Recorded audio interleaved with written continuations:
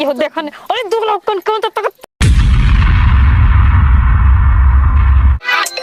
ये तो एकदम परेशान को रख देता। हेलो कहाँ बनी तारा घरे बनी फोन कर जरूर रहता एकदम हमेशा हैं। सुना ना हम तारा घरवा के पिछवा बनी। ओ नती घरों का पिछवा का करता रहा हैं हानि हम भेंट करे और कोनो देखियो से तो हमर के एक गत बाकी ना छोड़ियो सुन देखो तो का करियो सुन। अरे तू जो ये हमारा के जानना नहीं होई बनो थे तो हमर तार पेट के पानी ना पची मावता नहीं। अब दोगले अब जल्दी आओ केहू नहीं जल्दी आओ जो ये से ससुर से एल बिन तो ये से हमर जीवन मुश्किल कर दे बड़ा जो ये ससुर बिन तो ये से हमर जीवन मुश्किल कर देता है एकदम आए तमीज नहीं करा बुझात नहीं के तारीख को छन चलिए तो फिर कैसे बात है हमको न जो दिन बाड़ू तो दिन हम खूब मिल ली जुल ली फेल खा ली ऐसा तो जानता कि फिर हम अइबे ना करब उजी के उजी रह जा आइलो 3 बरस के बाद न हम कैसे जियत नहीं देखो न जान लो तो बानी दिल्ली में इतना जल्दी चल आइब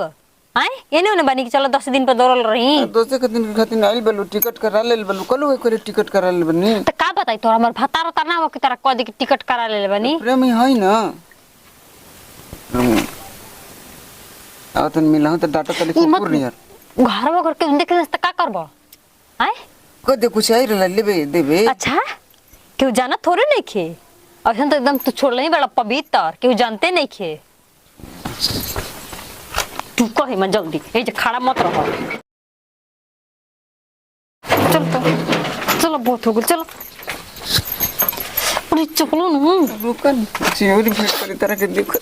दिल्ली रे जीरा लो तो करियर लो गोरा गुल बलू दिल्ली में तो मन नहीं कर चलो ना कन के तो ताकत हो रुको कहां है तू अतना ये देखा नहीं अरे दुगला कन कौन तक पर बाबा कोरिया से गोर भइल तो मन करता जाए के रुकन बता दे तुम घरवा में अरे दुगला भगवान माई बाबू वही हो ना तो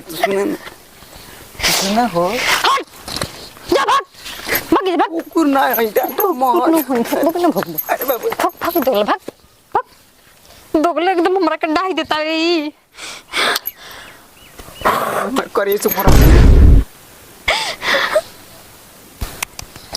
अरे भोगरे भैया तन भैया हमरे मुंह खबर मुंह करियो भाग भैया भाग भैया तन भाग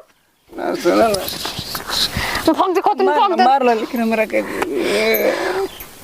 अरे भैया अब तुम देखो भैया आओ तो साजी कहबो ना भाग भाग हम भाग भाग भाग भाग दुगल हम भाग भाग आई भैया आओ तो ना ओए माय अरे दुगला दिन तक पहले हम पगला लाग गेल एकदम हरामी एकदम हमरा के जी ना दी जल्दी से जा भागो ना तो जौन इज्जत बचल बना तो न माटी में मिल जाई ई दुगला के चक्कर में ई के घर केहू रहल न अगर रही त गोधन नियन कूट देला त सनिन करा के हमरो के भाग रे दे घर में चला